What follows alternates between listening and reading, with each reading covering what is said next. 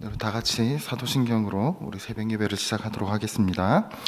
전능하사 천지를 만드신 하나님 아버지를 내가 믿사오며 그 외아들 우리 주 예수 그리스도를 믿사오니 이는 성령으로 잉태하사 동정녀 마리아에게 나시고 본디오 빌라도에게 고난을 받으사 십자가에 못 박혀 죽으시고 장사한 지 사흘 만에 죽은 자 가운데서 다시 살아나시며 하늘에 오르사 전능하신 하나님 우편에 앉아 계시다가 저희로서 산 자와 죽은 자를 심판하러 오시리라. 성령을 믿사오며 거룩한 공회와 성도가 서로 교통하는 것과 죄를 사하여 주시는 것과 몸이 다시 사는 것과 영원히 사는 것을 믿사옵나이다. 아멘. 우리 다 함께 찬송가 314장 함께 찬송하겠습니다. 찬송가 314장 내 구주 예수를 더욱 사랑하게 찬송하겠습니다.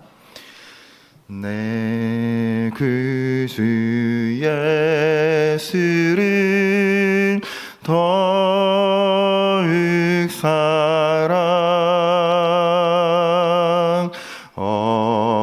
엎드려 비는 말 들으소서. 내 진정 소원이 내 구주 예수를 더욱 사랑 더욱 사랑 이전에 세상 나 기뻤어도 지금 내 기쁨은 오직 예수. 다만 내 비는 말 내 구주 예수를 더욱 사랑 더욱 사랑 이 세상 떠날 때 찬양하고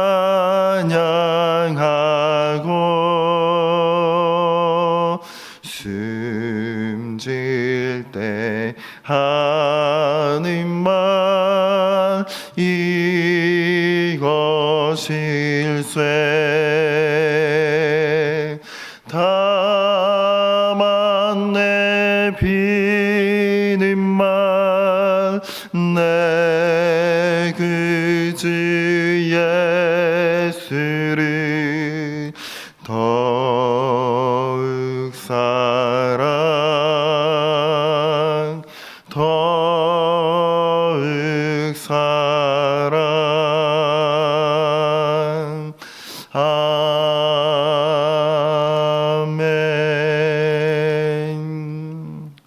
아멘. 날마다 주님을 더 사랑하게 되는 우리들이 되었으면 좋겠습니다. 오늘 함께 보실 하나님 말씀은 요한복음 4장 43절에서 54절 말씀입니다. 요한복음 4장 43절로 54절 말씀입니다. 제가 가진 성경으로 신약 성경 150쪽, 149쪽입니다. 네. 우리 한 절씩 교독하도록 하겠습니다.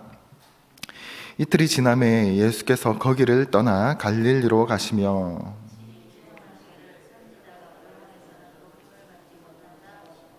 갈릴리에 이르심에 갈릴리인들이 그를 영접하니 이는 자기들도 명절에 갔다가 예수께서 명절 중 예루살렘에서 하신 모든 일을 보았음이더라.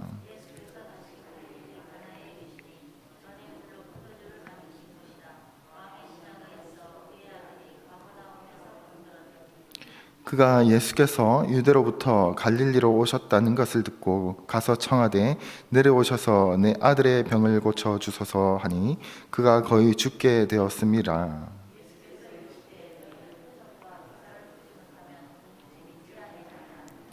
신하가 이르되 주여 내 아이가 죽기 전에 내려오소서. 그 믿고 가더라. 내려가는 길에 그 종들이 오다가 만나서 아이가 살아있다 하거늘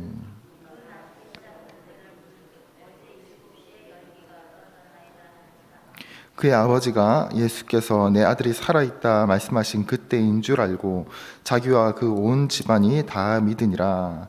이것은 예수께서 유대에서 갈릴리로 오신 후에 하신 두 번째 표적이더라. 아멘.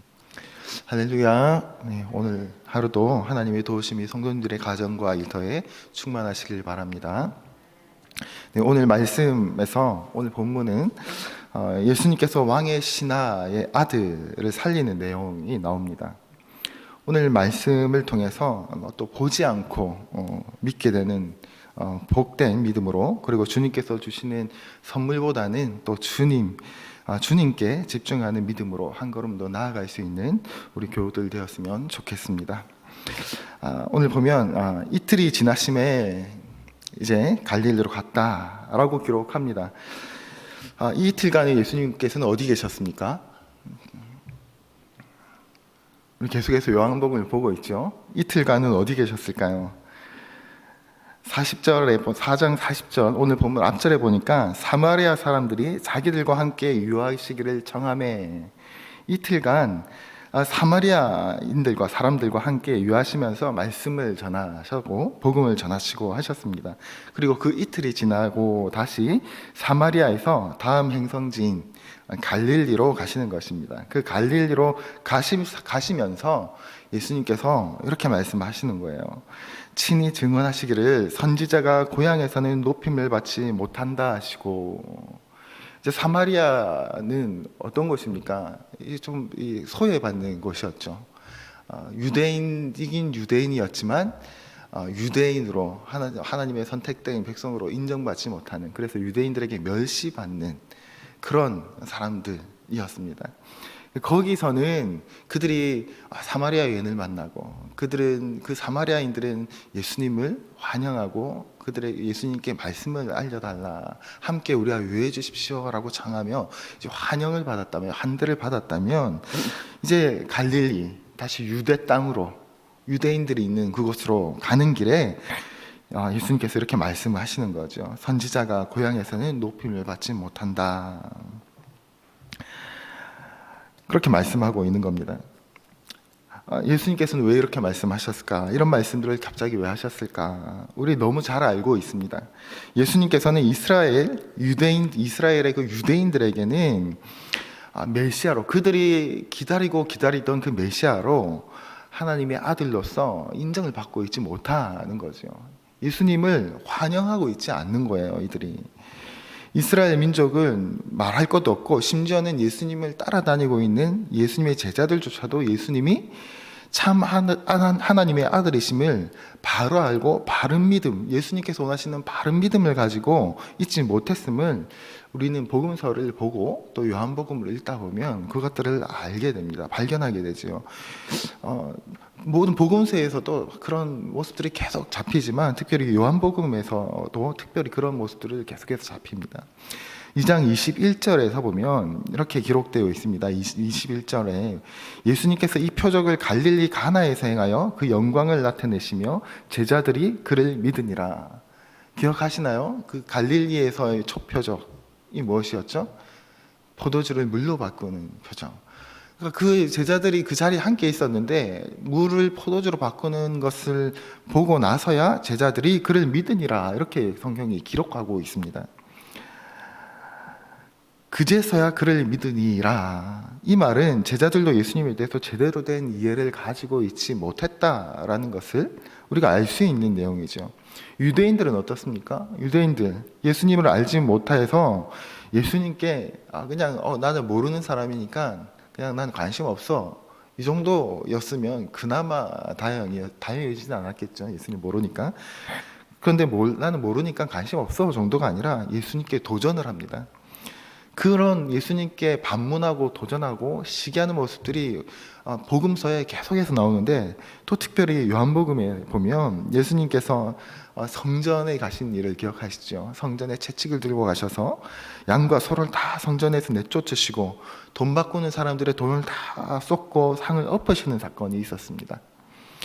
이 성전에서 장사하는 하는 것은 잘못되었다고 다 이제 엎으시고 화를 내시는 모습들이 있었죠.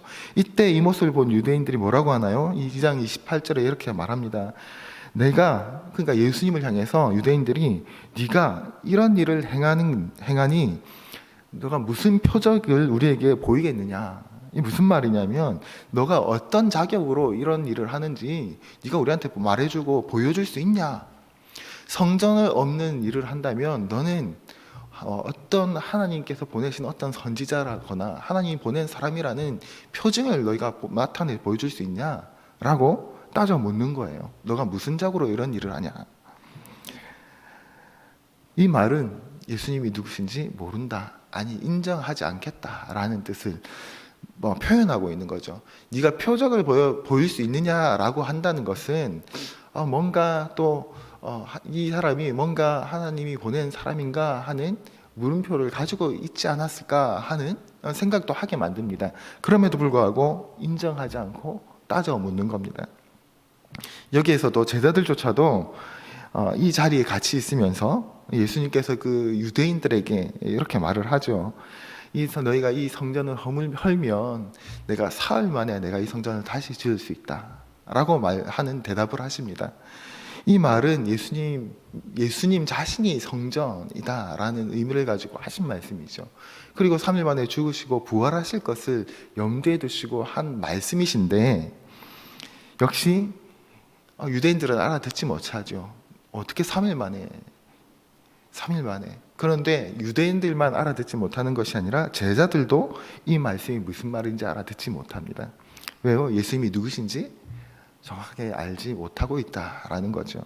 그리고 나중에 예수님께서 부활하시고 난 이후에야 이 제자들이 이 말의 뜻을 알게 되는 거죠. 결국 제자들은 예수님을 열심히 따라다니면서도 하신 말씀들을 제대로 다 이해하지 못하고 있었다. 그러면서 열심히 따라다녔다라는 것입니다. 그리고 지금 예수님께서는 지금 다시금 사마리아에서 갈릴리로 다시 그 유대 땅으로 돌아가고 있는 겁니다. 처음 이 유대 땅을 떠나서 사마리아인 땅으로 갔었던 이유도 무엇입니까? 요한복음 4장 1절 2절을 보면 나오죠. 예수님께서 왜 유대 땅을 떠나서 사마리아 땅으로 갔는가? 무슨 말이냐면 예수님 4장 1절 2절에 보면 이렇게 기록하고 있습니다. 예수께서 제자를 삼고 세례를 베푸시는 것이 요한보다 많다 하는 말을 바리새인들이 들은 줄을 주께서 아신지라. 무슨 말입니까? 세례 요한이 세례를 베풀고 그 많은 사람들이 세례 요한을 따르고 있었는데, 이제 예수님이 등장하셔서 예수님께서 말씀을 가르치시고 세례를 주기 시작하니까 이 예수님을 따르는 무리들이 이제 세례 요한보다 더 많아지기 시작한 거예요. 그 사실을 바리새인들이 알게 되었다는 것을 이제 예수님이 아시고 이 유대 땅을 떠나셔서 사마리아 땅으로 가셨다라는 겁니다. 왜 유대인들이 예수님을 따르는 사람들이 많아졌다는 걸 알았다는 것을 알았을 때 예수님은 떠나셨을까요? 예수님을 따르는 사람이 많아질 때 이 유대인들 사이에서 예수님을 하나님의 아들로 인정하지 않는 이 사람들 사이에서 분열과 갈등이 생길까 봐, 세례 요한과 예수님을 방을 짓고 갈라지고 싸울까 봐, 그래서 이 유대인들이 더 격분해서 아직 예수님의 때가 아닌데, 예수님의 때가 언제입니까? 예수님이 십자가를 지셔야 되잖아요, 그렇죠? 그것이 예수님께서 이 땅에 오신 목적이었는데, 이들이 격분해서 분노해서 갈등이 일어나서 예수님의 때, 하나님의 때가 아닌 때 위험이 처해질까 싶어서 하나님의 때가 아닌 이 때를 피하셨다. 그래서 이 유대 땅을 떠나서 사마리아로 가신 거예요. 이런 일들이 생기는 이유가 무엇입니까? 그러니까 이 유대 땅 이스라엘 유대인들이 예수님의 그 한민족이자 고국이라고 할 수 있는 이곳에서는 예수님께서는 누군지 알지 못한다라는 말씀을 하고 있는 거예요. 고향에서 높임을 받지 못한다. 그들이 나를 알지 못한다라는 말을 하고 있는 거죠. 그러니 유대 땅 갈릴리로 다시 돌아가시면서 예수님께서 한숨을 쉬시면서 이제 아마 이 말씀을 하시지 않았을까 하는 생각들을 하게 됩니다.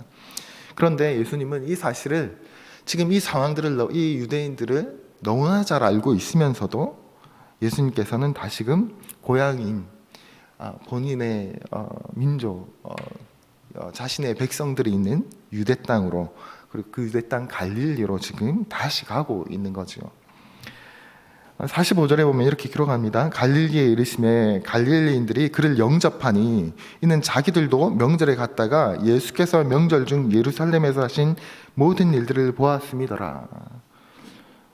이전까지는 그들이 예수님을 누군지 모르고 마치 환영하지 않는 것처럼 얘기했는데 45절에 들어가자마자 갈릴리인들이 그를 영접한다, 예수님을 영접한다라고 기록하고 있습니다.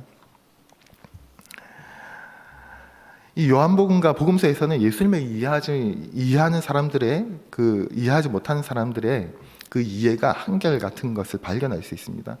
이 45절에서도 마치 영접한다라고 표현을 하니까 마치 예수님을 받아들이는 것처럼 보여질 수 있지만 많은 갈릴리 사람들이 예수님을 영접한 것은 기록하고 있듯이 명절 중에 예수님이 예루살렘에 계셨던 동안 행하셨던 여러 가지 기적과 병을 고치는 일과 귀신 쫓아내는 일들을 보았기 때문이다 라고 말하는 거예요.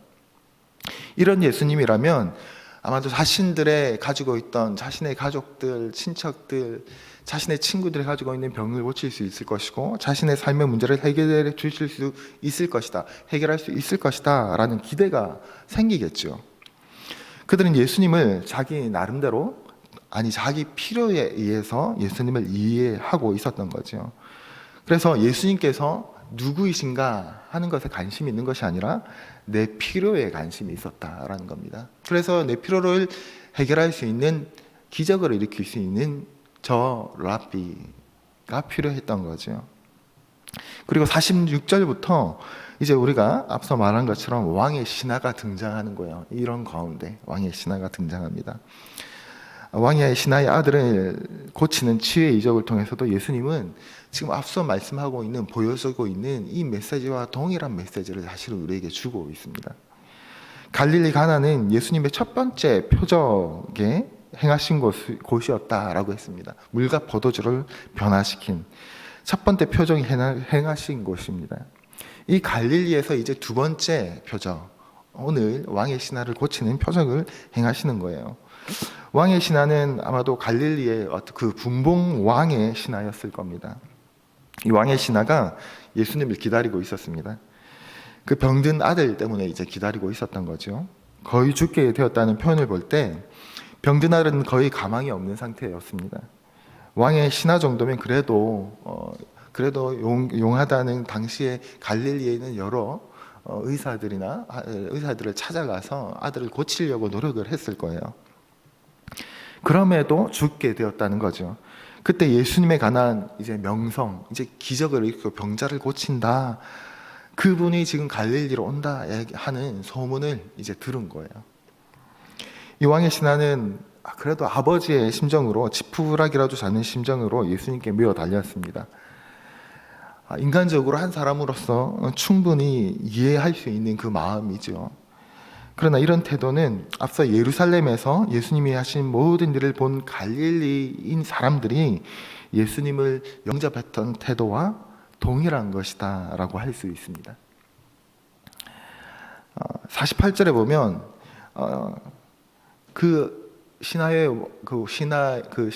왕의 신하가 아들을 고쳐주십시오라고 말하는 그 신하에게 예수님께서 이렇게 말씀하세요.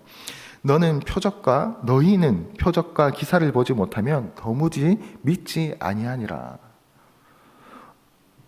조금은 우리가 알고 있던 분위기와는 좀 다른 느낌을 좀 드는 예수님의 대답입니다. 예수께서 이르시되 너희는 표적과 기사를 보지 못하면 도무지 믿지 아니하리라.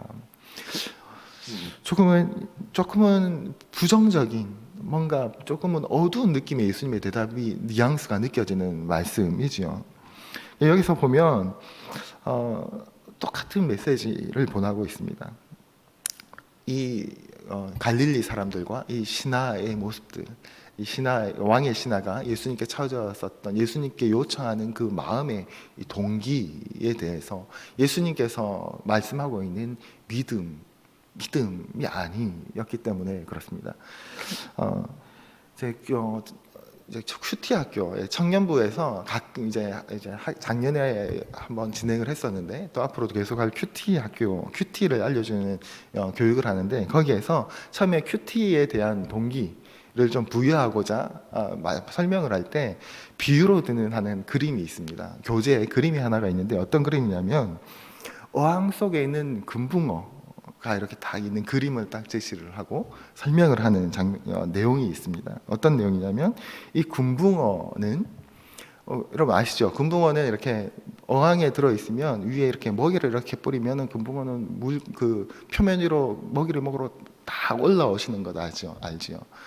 막 먹이를 먹습니다. 그리고 다시 이렇게 내려갔다가 또 이렇게 먹이를 주면 다 막 여러 마리가 동시에 다 올라와서 막 물 표면을 먹이를 먹으려고 막 하는 거예요.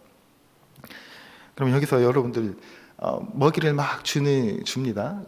금붕어가 이제 막 물 표면에서 먹이를 먹는데, 이 금붕어의 관심은 누구에게 있을까요? 그 먹이를 주고 있는 주인에게 관심이 있을까요? 아니면 그 먹이 자체에 관심이 있을까요?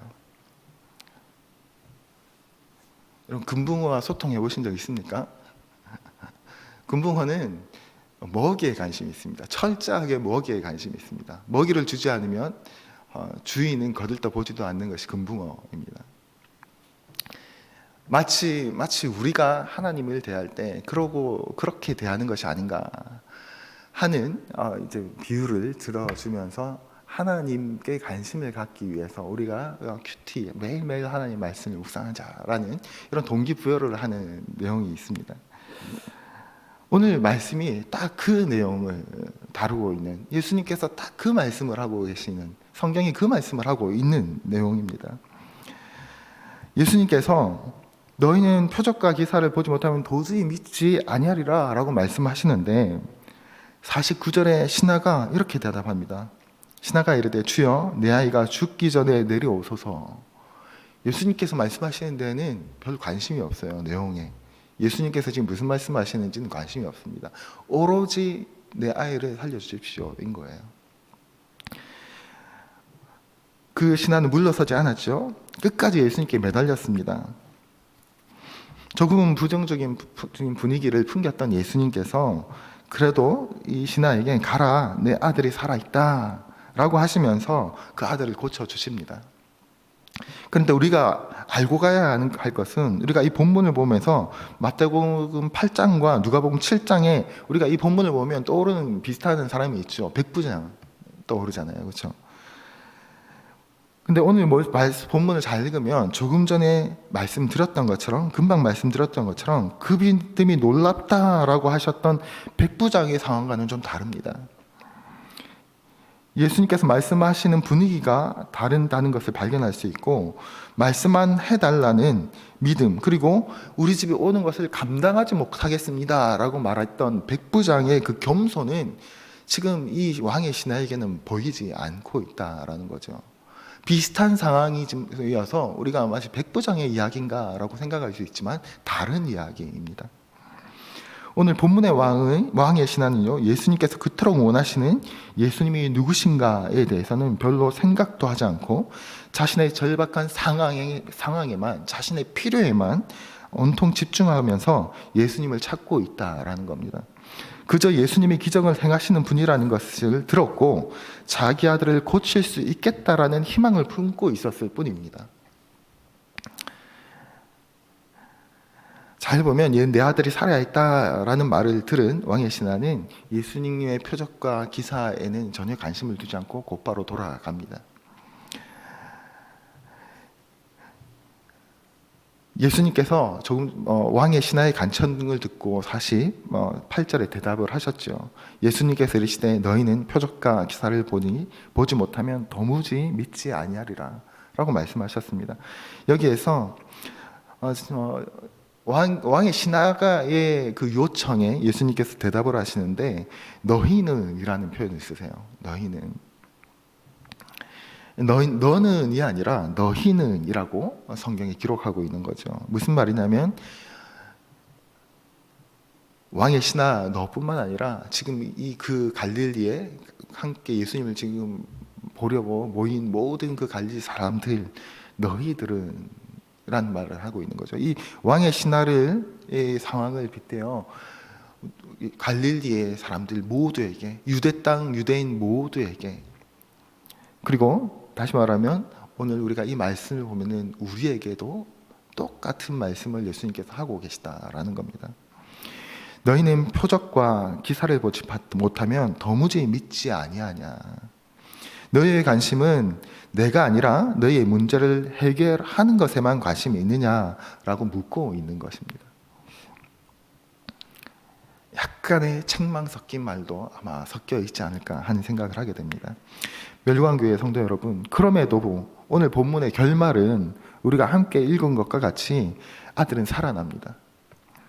우리에게 희망적인 결과지요. 우리 주님께서는 이런 우리의 자기 중심적인 기도에도 결국은 응답하십니다. 주님이 어떤 분이신지 보여주시기 위해서 하시는 표적인 것이죠. 어쩌면 우리의 연약함이고 한계일지도 모르겠습니다. 모든 사람은 우리의 연약함과 우리의 한계와 우리의 부족함으로 인해서 하나님을 구하기 시작하고 찾기 시작하는 것이 우리 대부분의 사람들의, 인간들의 모습입니다.